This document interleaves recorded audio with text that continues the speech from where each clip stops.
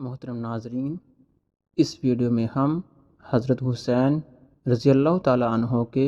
تیسرے خطبے کے بارے میں بات کریں گے۔ حضرت حسین رضی اللہ تعالیٰ عنہ اپنے تیسرے خطبے میں فرماتے ہیں کہ اے لوگو، رسول اللہ صلی اللہ علیہ وآلہ وسلم نے فرمایا ہے کہ جو شخص کسی ایسے بادشاہ کو دیکھے جو اللہ کے حرام کو حلال سمجھے اور اللہ کے عہد کو توڑ دے، سنت رسول صلی اللہ علیہ وآلہ وسلم کی مخالفت کرے، اللہ کے بندوں کے ساتھ گناہ اور ظلم کرے، اور یہ شخص اس کے ایسے افعال و اعمال دیکھنے کے باوجود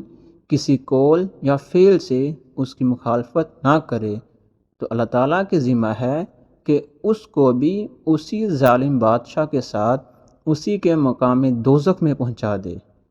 اور آپ کو یہ بھی معلوم ہے کہ یزید اور اس کے امراء و حکام نے شیطان کی پیروی کو اختیار کر رکھا ہے اور رحمان کی اطاعت کو چھوڑ بیٹھے ہیں اور زمین میں فساد پھیلا دیا، اسلامی بیت المال کو اپنی ملکیت سمجھ لیا، اللہ کے حرام کو حلال کر ڈالا اور حلال کو حرام ٹھہرا دیا، اور میں دوسروں سے زیادہ حقدار ہوں۔ میرے پاس تمہارے خطوط اور وفود تمہاری بیعت کا پیغام لے کر پہنچے ہیں، اور یہ کہ تم میرا ساتھ نہ چھوڑو گے اور میری جان کو اپنی جانوں کے برابر سمجھو گے۔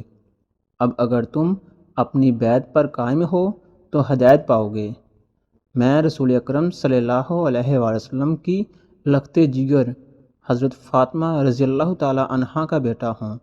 میری جان آپ لوگوں کی جانوں کے ساتھ اور میرے اہل و عیال آپ لوگوں کے اہل و عیال کے ساتھ، تم لوگوں کو میری اتباع کرنی چاہیے، اور اگر تم ایسا نہیں کرتے بلکہ میری بیعت کو توڑتے ہو اور میرے عہد سے پھر جاتے ہو تو وہ تم لوگوں سے کچھ بعید نہیں،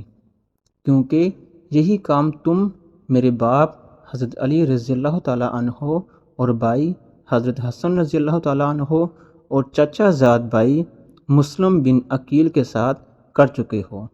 اور وہ آدمی بڑا فریب میں ہے جو تمہارے عہد و پیمان سے دھوکہ کھائے، سو تم نے خود اپنا آخرت کا حصہ ضائع کر دیا اور اپنے حق میں ظلم کیا، اور جو شخص بیعت کر کے توڑتا ہے وہ اپنا نقصان کرتا ہے،